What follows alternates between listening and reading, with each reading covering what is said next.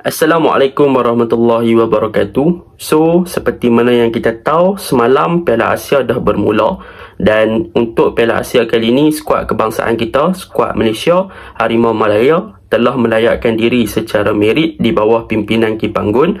Dan senarai akhir 26 player telah dibawa ke Qatar untuk beraksi dalam saingan Piala Asia. Dalam kumpulan, kita diletakkan bersama dengan Jordan, Bahrain dan juga Korea Selatan, yang mana ketiga-tiga pasukan ni adalah ketiga-tiga pasukan yang memang berkualiti dan memang berada di top team di dalam Asia. Bahkan kalau kita tengok, Korea Selatan memang kita boleh kategorikan sebagai elit pasukan. Bahrain dan juga Jordan lebih kepada mid table di Asia team, yang mana mereka ada permainan ataupun corak permainan yang lebih kurang, tetapi mereka ada pemain-pemain yang berkualiti. Contohnya macam Jordan, mereka ada pemain yang bermain di Ligue 1 ataupun di Perancis, iaitu Mosa. Manakala untuk Jordan, corak permainan mereka lebih berpaksikan kepada bertahan dan juga melakukan counter attack, dan mereka ada kelebihan dari fizikal untuk memenangi first ball dan sebagainya, untuk menyerang dan juga untuk bertahan. Jadi ketiga-tiga pasukan ni bukanlah calang-calang dan juga bukanlah lawan yang mudah untuk skuad kebangsaan kita, tetapi berdasarkan kita punya current performance, prestasi semasa, skuad di bawah Kipanggun yang dibawa ke Qatar ni, mereka boleh melakukan kejutan sebab bola itu bulat, semuanya boleh berlaku. Jadi untuk video kali ni, saya akan buat video untuk predict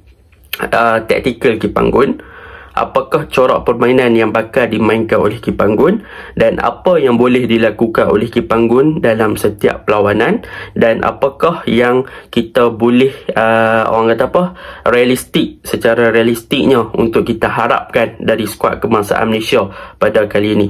Okey, kalau kita tengok kepada corak permainan skuad kebangsaan Malaysia sepanjang Kipanggun mengambil alih dari Tan Chee Ho, pendekatan ataupun formation yang digunakan oleh Kipanggun adalah sangat menitik beratkan tentang fluidity ataupun bagaimana mereka nak bermain daripada bahagian bawah dengan hantaran-hantaran jauh. Jadi kita boleh katakan Kipanggun tak banyak menyerang di kawasan central area, sebaliknya dia lebih memfokuskan serangan di kawasan half space dan juga di kawasan lebih kepada wide area. Jadi itu yang dilakukan oleh Kipanggun lah. Jadi dengan corak permainan sedemikian, boleh dikatakan Kipanggun tidak ada fix ataupun formation yang tetap untuk setiap game, yang mana pendekatan formation yang diambil oleh Kipanggun dalam setiap game adalah berbeza mengikut lawan masing-masing. Jadi sekiranya nanti kita lawan Jordan, mungkin formation serta first 11 akan berubah. Begitu juga lawan dengan Bahrain, begitu juga lawan dengan South Korea. Sebab sepanjang Kipanggun ambil alih, beliau tidak ada fix first 11 yang tetap, dan dia tak ada approach ataupun formation yang tetap untuk skuad kebangsaan Malaysia. Jadi memang analisis dan juga man management yang ditunjukkan oleh Kipanggun memang sangat mantap lah, sebab dia boleh untuk memberi reaksi. Even dalam perlawanan pun kita boleh nampak sekiranya first half Kipanggun punya tactical tak menjadi, maka di second half dia akan buat perubahan untuk memberi tindak balas yang lebih positif untuk improve gameplay skuad kebangsaan. Jadi itu adalah kelebihan yang ada kepada barisan jurulatih Kipanggun dan juga Paul Martin dan sebagainya lah, yang membantu Kipanggun dalam melatih skuad kebangsaan. Jadi kita masuk dalam prediction formation yang bakal dilakukan oleh pasukan skuad kebangsaan Malaysia lah di Piala Asia nanti. Ini adalah prediction saya. Yang pertama, kita mulakan dengan defense. Seperti mana yang kita tahu, Kipanggun sebenarnya boleh bermain, iaitu yang pertama adalah dengan formation back 4, yang mana back 4 ni Kipanggun akan letak 2 center back dan juga 1 right back dan juga 1 left back lah. Jadi untuk formation back 4 ni, antara pilihan utama saya untuk bermain sebagai center back ataupun partner duo di bahagian tengah adalah Syarul Saad dan juga Dion Kus. Sebab apa? Sebab boleh saya katakan ini adalah combination yang sangat-sangat solid di bahagian pertahanan, disebabkan kedua-dua pemain ada kelebihan dan boleh memanfaatkan kelebihan tersebut untuk memastikan yang backline pasukan Malaysia, terutamanya di bahagian pertahanan tengah, boleh dilakukan dengan baik. Contohnya, apa yang ada pada Dion Kus dalam bermain dalam sistem back 4? Yang pertama adalah Dion Kus boleh untuk diguna pakai sebagai pemain yang melakukan long ball ataupun pemain yang boleh melakukan passing untuk break the line dengan hantaran-hantaran jauh. Kualiti yang ada pada Dion Kus memang sangat-sangat bagus untuk menghantar bola ke hadapan ataupun meletakkan bola di kawasan wide area ataupun untuk mencari Darryl Lock di hadapan ataupun Arif Aiman di kanan ataupun Kobing Ong atau Faisal Halim di kiri atau Ahya Rashid lah. Jadi kelebihan daripada Dion Kus tersebut boleh untuk membantu Malaysia melakukan ball progression tanpa involve dengan penghantaran ataupun melakukan orang kata apa, attacking melalui central area. Sebaliknya dia boleh terus hantar dengan hantaran jauh ke bahagian hadapan dan skip the second phase di fasa yang kedua untuk mencari pemain di bahagian serangan. Dan daripada segi situasi set pieces pula, kita boleh tahu yang Dion Kus memang sangat-sangat efektif dalam di bawah kipanggun sewaktu situasi corner kick ataupun sewaktu situasi free kick, yang mana apabila berlakunya situasi macam ni, Dion Kus akan diguna sebagai target man ataupun diguna sebagai orang yang akan receive the ball untuk melakukan tandukan. Jadi bila mana dalam situasi set pieces ataupun corner kick ataupun free kick, maka Dion Kus akan masuk ke dalam kotak penalti dan dia akan boleh buat something untuk menjaringkan gol. Bahkan sepanjang di bawah kendalian kipanggun, memang Dion Kus banyak menjaringkan gol di dalam situasi-situasi tersebut lah. Jadi itu antara kelebihan yang ada kepada Dion Kus. Dan dalam masa yang sama, Dion Kus juga boleh bertindak untuk menjadi leader di bahagian bawah untuk cover kita punya backline dan memberi komunikasi yang baik. Dan dalam masa yang sama, dia boleh protect Syarul Saad di bahagian pertahanan. Jadi itu kenapa saya letak Dion Kus. Manakala untuk Syarul Saad pula, apa yang kita boleh faham tentang corak permainan beliau, beliau sebenarnya mempunyai reading game yang sangat bagus. Beliau adalah seorang pemain yang sangat keras dan dia adalah seorang pemain yang sangat laju untuk mematikan serangan pihak lawan yang cuba bermain dengan sistem counter attack lah. Jadi peranan daripada Syarul Saad, maka dia boleh untuk melakukan tackle ataupun terjahan dan sebagainya untuk memastikan serangan pihak lawan berjaya dipatahkan dengan mudah. Dan kesamaan ataupun similarity corak permainan antara Dion Kus adalah Syarul Saad juga mempunyai kualiti passing yang sangat bagus ke bahagian hadapan, yang mana dia punya diagonal ball pun memang on point, dan dalam masa yang sama juga dia boleh involve dalam situasi set pieces untuk menjaringkan gol daripada segi corner kick. Dan kalau kita lihat apa lagi persamaan antara kedua-dua centre back ni, mereka sebenarnya saling melengkapi, yang mana Dion Kus juga adalah pemain yang selesa dengan with the ball ataupun dengan bola, yang mana Dion Kus boleh bawa bola lebih tinggi dan membantu untuk circulate ball di bahagian tengah lah. Manakala Syarul Saad, dia adalah seorang player yang bagus apabila join the attack dengan off the ball movement, yang mana kalau kita tahu Syarul Saad boleh bertindak untuk advance, untuk step up dalam bahagian padang di high pitch ataupun di kawasan yang lebih tinggi untuk bertindak sebagai penyerang. Sebagai contoh saya ambil, Syarul Saad pernah menjaringkan gol apabila dia involve dengan membuat larian dari bahagian pertahanan, dan dia memecah belahkan pertahanan dengan membuat larian between the defense untuk menjaringkan gol ketika menentang Laos. Jadi benda tu positif lah untuk skuad kebangsaan Malaysia. Jadi dengan adanya dua player ni di bahagian tengah, mereka boleh protect antara satu sama lain. Cumanya apa yang mereka perlu elakkan adalah salah satu daripada miscommunication, dan mereka perlu elakkan daripada terlepas error duel. Contohnya macam kita lawan dengan Tajikistan ataupun kita lawan dengan Republik Kyrgyzstan, yang mana Dion Kus cuba untuk memenangi bola di udara untuk challenge the first ball, tapi dia terlepas. Syarul Saad agak lalai sikit pun kena gol. So mereka perlu elakkan buat mistake macam tu lah kan. Jadi communication mereka, reading game mereka perlu berinteraksi satu sama lain supaya mereka tak buat mistake yang lebih mudah. Dan ketika dalam fasa high line pun mereka perlu lebih aware dengan pergerakan tanpa tanpa bola pihak lawan lah. Itu untuk dua centre back. Untuk kanan dan kiri, saya akan pilih kanan adalah Matt Davis. Sebab apa saya pilih Matt Davis? Sebab Matt Davis ni kalau kita lihat dalam corak permainan yang bakal diterapkan oleh Kipanggun dalam setiap perlawanan, dia adalah mengikut ataupun approachment yang berbeza. Jadi Matt Davis adalah seorang pemain yang versatile dan dia boleh bermain dalam fasa back 3, even dalam fasa back 5 pun dia boleh main, ataupun dalam fasa back 4 pun dia boleh main. Apa yang dimaksudkan dengan perkara tersebut? Perkara tersebut bermaksud dalam fasa back 3 kita boleh nampak Matt Davis boleh bertindak sebagai right centre back, bermaksud dia akan menjadi 3 centre back di belakang, yang mana dia akan cover bahagian kanan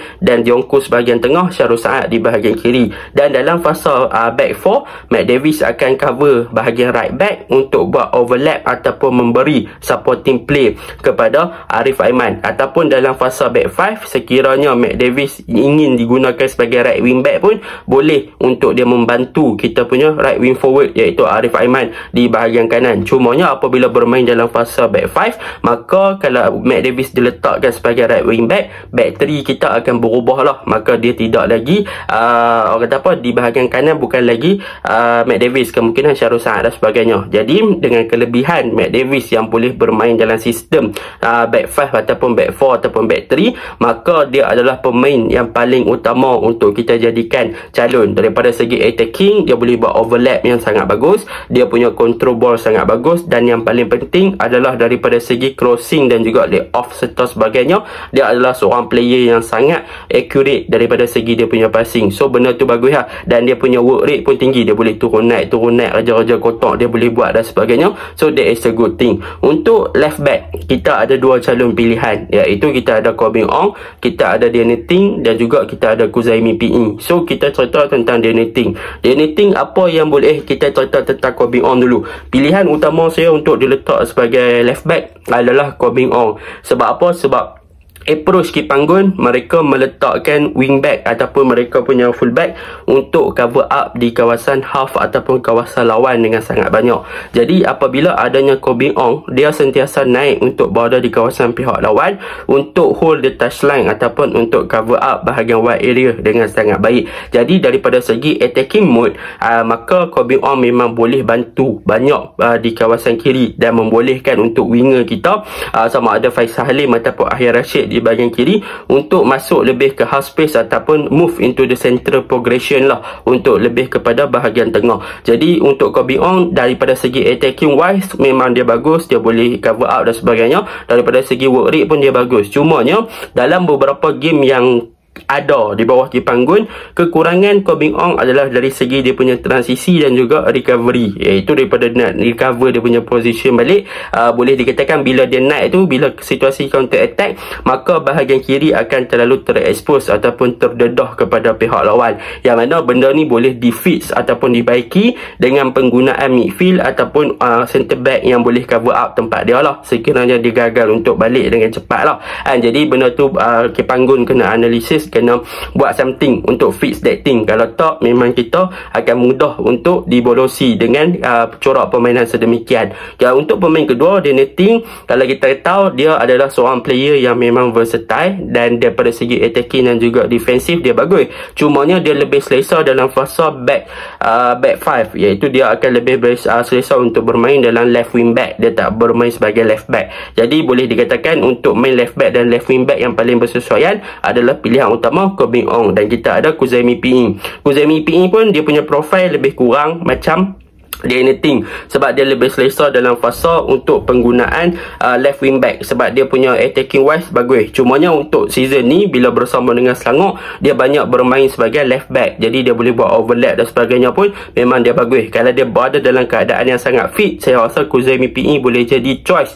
untuk menggantikan Corbin Ong sekiranya dia tak sempat pulih untuk first game lah. Jadi secara kesimpulannya, untuk backline ataupun di bahagian pertahanan, Malaysia akan bermain dalam sistem sama ada back 4, back 3 ataupun back 5. Kenapa saya kata begitu? Sebab dalam sistem back 4 pasukan Malaysia, sebenarnya Malaysia boleh untuk mencairkan ataupun boleh berubah untuk bermain dalam sistem back 3 di atas padang ketika in position. Bermaksud back 3 ni apa? Back 3 ni dua center back. Jadi yang dalam fasa awal back 4 tu, Syahrul Saad dan Dion Kus, Matt Davis akan drop untuk jadi back 3 dan membebaskan Corbin Ong untuk naik lebih tinggi lah untuk membantu bahagian attacking. Tetapi dalam fasa bertahan, Malaysia akan jadi balik back 4 apabila Corbin Ong drop balik ataupun recover balik ke position dia sebagai left back. Ataupun Malaysia boleh bentuk back 3 daripada asas back 4 ni adalah ketika Corbin Ong dan juga Matt Davis naik lebih tinggi, advance ke hadapan,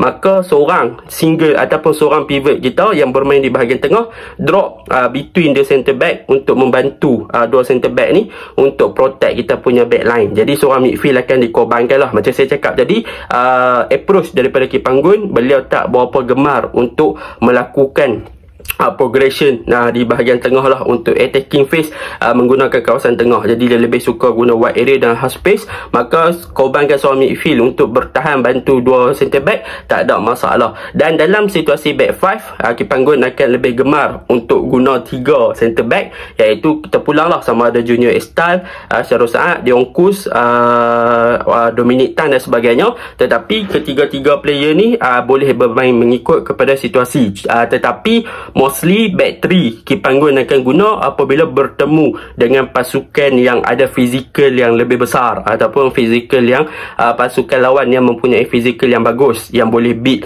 pertahanan dengan corak fizikal. Jadi mungkin Kipanggun akan guna back 3. Sebab apa? Sebab Junior Estal antara pemain yang sesuai untuk bermain dalam sistem back 3 dan ada fizikal yang bagus untuk menandingi pemain-pemain serangan lawan yang ada fizikal yang lebih besar. Jadi boleh challenge bola udara, boleh intercept, boleh body challenge dan sebagainya. Dan untuk Dominic Tan, untuk sistem back 3 adalah yang paling bersesuaian untuk beliau sekiranya beliau diturunkan, tetapi kena letak dia sebagai right centre back. Sebab apa? Sebab Dominic Tan ni boleh dikatakan antara ball carrier yang bagus sebagai pemain di bahagian pertahanan sekiranya dia attack the half space ataupun dia move into the half space untuk membentuk combination play antara right wing back dan juga right wing forward. Jadi dia boleh bantulah, dia boleh bawa bola ke hadapan. Cuma dia perlu build dia punya confidence lah. Jadi untuk backline, macam saya cakap tadi, saya pilih Kipanggun guna back 4, Corbin Ong, Syahrul Saad, Dion Kus dan juga Matt Davis. Itu settle untuk bahagian pertahanan. Kita move into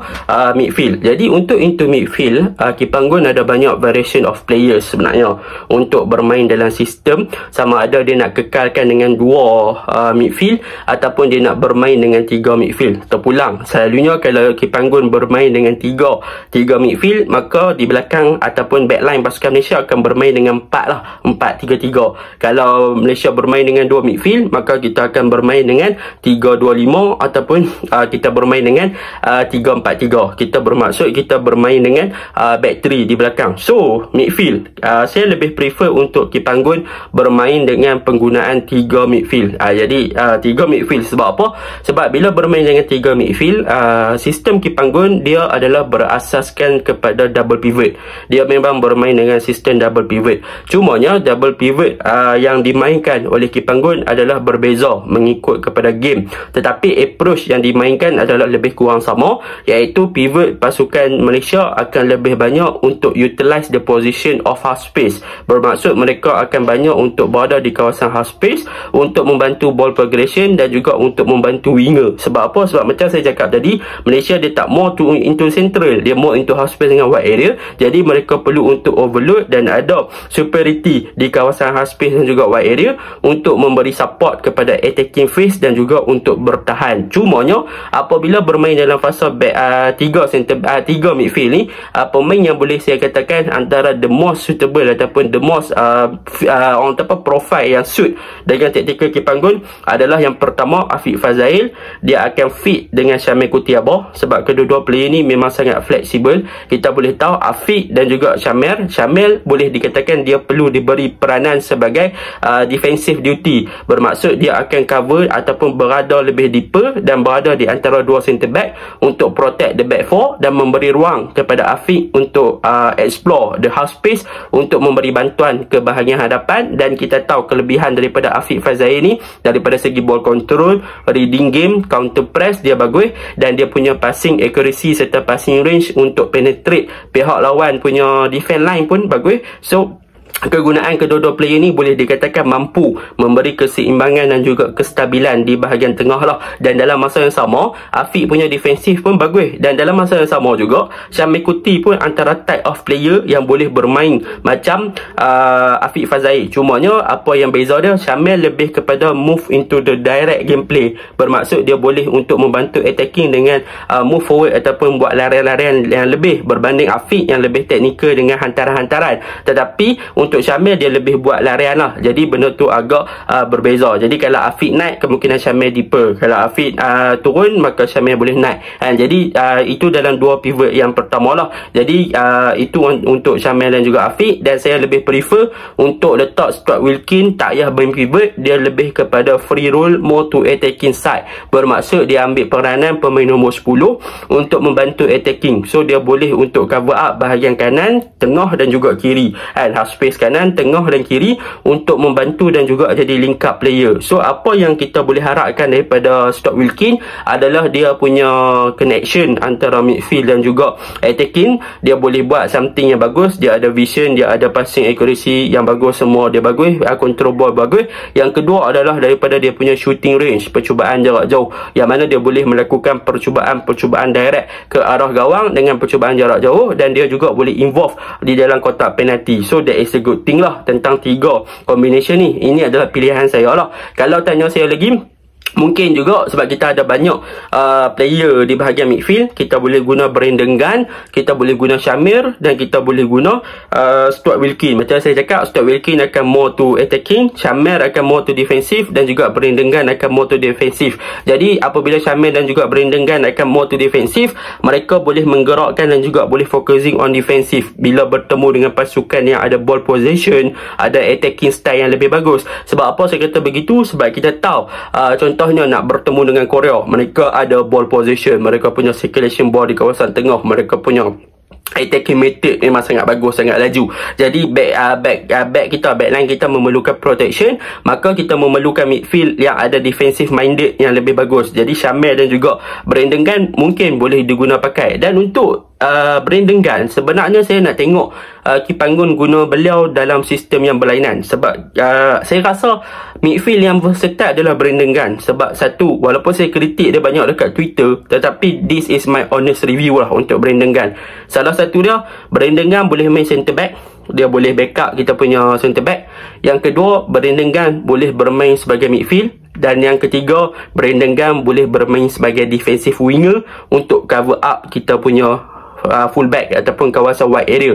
Sekiranya bertemu dengan pasukan seperti Jordan yang ada Musa Atamari yang mempunyai attacking style dan juga play style yang laju dan skillful, maka dengan kehadiran Brandon untuk cover up bahagian wide area jadi defensive winger akan bagi more protection kepada kita punya wide area, terutamanya bahagian kiri untuk backup Kobe Ong. So that is a good thing. So dengan kehadiran Brandon Gunn pun bagus. Itu yang saya boleh katakan. Untuk Nacho dengan Endrick, dikatakan mereka masih lagi dalam proses pemulihan. Kemungkinan Endrick akan terlepas 3 game. Nacho tak pasti macam mana, tetapi itu antara pilihan yang boleh saya katakan di bahagian tengah lah. Dan kalau ada crucial thing ataupun sesuatu happen, apa benda yang kita boleh harapkan daripada skuad tengah pasukan Malaysia adalah dengan peranan daripada Paulo Josue, yang mana kita tahu sepanjang di bawah Kipanggun memang Paulo Josue bermain sebagai fast nine ataupun nombor 9 lah di hadapan di bahagian serangan. Tetapi beliau tak diletakkan di bahagian tengah. Pernah dia diletakkan di bahagian tengah sewaktu Malaysia bermain double 10 waktu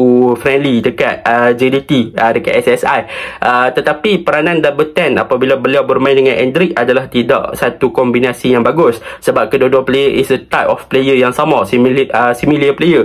So itu mungkin selepas itu Kipanggun tak pernah cuba untuk Paulo Josue bermain sebagai number 10. Kalau dia main number nombor 10, dia mungkin boleh berperanan seperti Stuart Wilkin. Cumanya beza dia dengan Stuart Wilkin lebih energetik lah, dia akan lebih bertenaga berbanding dengan Paulo Josue. Tetapi daripada segi kelebihan set pieces, contohnya free kick dan sebagainya, Paulo Josue boleh ambil corner kick ataupun free kick dan dia boleh cuba jarak jauh juga. Tetapi daripada segi tenaga, mungkin Paulo Josue akan lebih diguna super sub lah kalau bermain di bahagian tengah tersebut. Jadi di bahagian tengah kita banyak juga pemain-pemain yang boleh untuk buat something. Macam Syahmi Safari, kita letak dia bahagian wingback. Saya lupa sebut nama dia tadi, tak apa, kita lupakan yang tu. Yang tu untuk bahagian tengah. Kita move to attacking. Attacking kita ada Darren Lock, Romain Morales, Arif Aiman, Faisal Halim, and then kita ada Soumaré, kita ada Paulo Josue, 6 orang. So untuk attacking, saya punya first choice adalah lebih kepada kita punya kanan kanan saya rasa Arif Aiman, kiri Faisal Halim, and tengah adalah Romain Morales akan dijadikan sebagai target man. Sebab apa saya kata macam tu? Sebab Arif Aiman kita tahu dia punya flexibility dalam game, dia akan more into the wide area ataupun dia akan cut in masuk ke half space. Faisal Halim pun sama, dia akan attract more to half space. Jadi kita punya winger punya mindset adalah kita tak terlalu exploit into the wide area ataupun di kawasan winger. Kita adalah tak terlalu static to the flank. Kita static, kita boleh fleksibel masuk ke tengah. Kita adalah gerakan yang memfokuskan untuk attack di central, untuk menjerumus masuk ke bahagian yang lebih narrow, lebih depth, lebih ke dalam. So benda tu yang membantu attacking kita jadi lebih fleksibel dan boleh bentuk combination yang bagus. Jadi dengan kehadiran Romel, kemungkinan kita boleh cari dia di dalam kotak penalti dengan ketinggian yang dia ada, area 2 dia boleh menang, finishing wise dia bagus, and so kita boleh bantu dengan work rate dan juga pace yang dia ada, memang dia boleh bagus lah.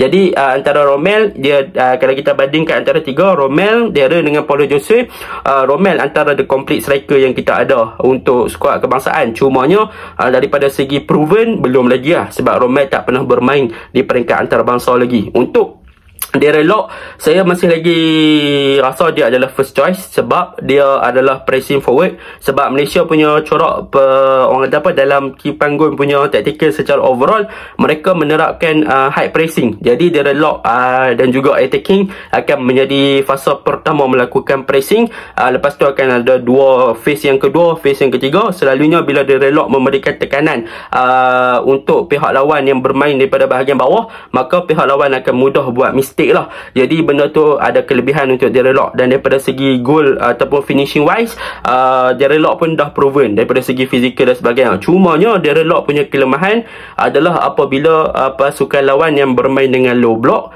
dan juga pasukan lawan yang bermain dengan man to man marking. Bermaksud jaga ketat gila. Bila jumpa dengan pasukan lawan yang macam tu, Darren Lock akan menghadapi sedikit kesukaran untuk beat dan juga melepaskan diri. Jadi benda tu Darren Lock kena banyak check in check out, kena banyak cari pergerakan tanpa bola lah untuk jadi orang kata apa, untuk lepaskan diri daripada pertahanan yang bermain dengan man to man marking dan juga low block untuk attract. Manakala Paulo Josue lebih kegunaan kepada fast nine, dia lebih kepada fast nine, dia lebih kepada untuk create space kepada winger. Macam saya cakap tadi, kita punya attacking wise adalah lebih kepada winger untuk exploit, maka dia boleh create space kepada Faisal Halim, Arif Aiman untuk attract dan juga untuk attack the empty space lah, ruang-ruang kosong di dalam kotak penalti. Jadi untuk Soumaré mungkin dia boleh jadi super sub, mungkin lebih kepada center forward, dia boleh main winger, dia boleh main tengah dan sebagainya, dan dia punya kelebihan adalah lebih kepada direct football, dia punya larian bawa bola ke tepi tu dan sebagainya. Cumanya saya tak boleh nak explain banyak Soumaré sebab dalam a few games sepanjang dia kena call up bawah Kipanggun, he is not really in a good performance. So dia kena step up the game lah. So yang tu lah. Secara overallnya, itu daripada pandangan kasar, saya rasa Kipanggun akan stick to the back four. Formation dia akan guna 4-3-3. Attacking shape dia akan guna 3-1-4-2. Lebih kurang macam tu lah. Dia akan guna 3-1-4-2 ataupun 3-2-5 untuk attacking, ataupun dia akan guna 3-1-6 untuk menyerang. Daripada segi bertahan, dia akan lebih kepada mid block dan juga lebih kepada 4-2-4 defensive shape. Ataupun kalau dia guna back 5, dia akan lebih kepada attacking macam saya cakap tadi, 3-1-6 ataupun 3-1-4-2 ataupun 3-1-6 lah, lebih kurang macam tu. Kalau bertahan lebih kepada 5-3-2 ataupun 5-4-1 mid block lah untuk bertahan. Jadi overall boleh saya katakan approach yang digunakan oleh Jepang setiap game memang berbeza. So kita tak boleh nak memberi apa-apa orang kata apa bayangan sangat apa yang dilakukan, apa yang bakal dilakukan untuk bertemu dengan Jordan. Untuk goalkeeper bagi saya Shihan still the number one. Sebab satu, dia punya footwork bagus, dia punya hantaran tepat, dia punya save one-on-one bagus. Cumanya Shihan kena elak buat simple mistake dari segi positioning sewaktu set pieces. Lepas tu dia kena elak buat something yang orang kata apa clearance yang dalam kotak penalti, yang tu dia kena buat. Dan untuk the whole structure pasukan Malaysia, apa yang mereka perlu buat dalam sistem bertahan adalah mereka perlu aware, mereka punya awareness, kesedaran mereka kepada pergerakan bola tanpa bola pihak lawan. Sebab mostly Malaysia punya attacking ataupun defending wise adalah sangat ketara di bahagian wide area. Apabila even ada numbers of dalam players dalam kotak penalti ada 6 defend dan sebagainya, pihak lawan hanya ada 3, Malaysia still lagi boleh bolos. Sebab Malaysia punya lebih kepada zonal marking, maka mereka banyak bagi space, mereka tak compact, mereka tak disiplin dan not communicate with each other, menyebabkan Malaysia senang kena bola macam tu lah. So Malaysia perlu aware dalam defending mereka untuk lebih disiplin, lebih compact lah dalam zonal marking. Kalau tak, kalau main zonal marking tak tapi bagi ruang kat pihak lawan, memang rugi mat. So kena ada connection between the midfield dan defend, kena ada interaksi lah. Jangan bagi ada pihak lawan yang buat larian tanpa bola, tiba-tiba dapat bola gol. Macam MU duk kena, macam tu lah Malaysia duk kena. So sepiji macam tu. So benda tu Malaysia kena improve. Attacking wise, combination antara Faisal dan juga Arif Aiman akan jadi key player. Mereka akan jadi the best player in the attacking. Mereka akan buat something yang saya rasa creativity mereka. Cumanya kalau ada peluang nak score goal tu, dengan peluang nak passing, score goal lebih tinggi, buh gol. Jangan duk passing lah kan. Sebab banyak kali jadi situasi macam tu, nak buh gol tapi passing, tapi lain kali tak dapat gol. So jadi tamak sikit tak apa untuk Arif Aiman, untuk Faisal Salim, jadi tamak sikit tak apa kan. So saya expect untuk mereka sekurang-kurangnya habis nombor 3 dan layak sebagai tim nombor 3 terbaik daripada nombor 3 terbaik dari 4 pasukan di nombor 3 untuk layak ke next stage lah. Jadi itu saya harapan saya lah. Lawan Jordan, Malaysia kena jaga dengan pergerakan Musa Tamari dan mereka punya Rajaid di bahagian tengah, yang mana pemain tengah tu selalu buat long ball, and boleh katakan orang kata apa, Jordan banyak main long ball juga kan. Cumanya mereka punya wingback Ehsan tu physical tough sikit lah. So dia mungkin belah kiri Malaysia, kalau Corbin main, kalau Corbin naik akan senang nak expose counter lah. So kena jaga Musa, jaga Ehsan tu, combination di bahagian kanan. Lawan Bahrain, jaga sebab Bahrain main defensif dan counter attack. Malaysia bermain dengan high line, so Malaysia perlu hati-hati. Lawan dengan South Korea, Malaysia perlu lebih kepada fokus, kena lebih pada technical yang lebih bagus. Sebab Korea is a team yang ada technicality yang bagus, ability yang baik, and so kena lebih aware lah. And so itu je lah kan. Jadi all the best untuk Malaysia. Saya mengharapkan Malaysia dapat lepas group stage, sama ada di tempat ketiga terbaik ataupun di nombor 2. Tapi saya rasa lawan Korea lawan Jordan dengan Bahrain, kemungkinan Malaysia boleh kejutkan, buat kejutan lah. Jadi ini adalah masa untuk Malaysia menunjukkan yang mereka adalah tim yang sedang bersinar. Jadi good luck untuk semua player, good luck untuk coach dan sebagainya. Dan untuk fan, teruskanlah support sebab kita dah berjaya layak secara merit. Now adalah kita pula nak bagi support, sebab player akan buktikan lah. Tak lama dah. Okay, Assalamualaikum.